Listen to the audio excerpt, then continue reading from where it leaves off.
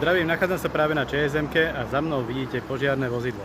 Spomínate, ako sme v minulosti riešili práve tieto záterasy, ktoré sú tu umiestnené proti autám, ale zároveň zabraňujú aj požiarnym vozidlám, aby prešli na miesto zásahu.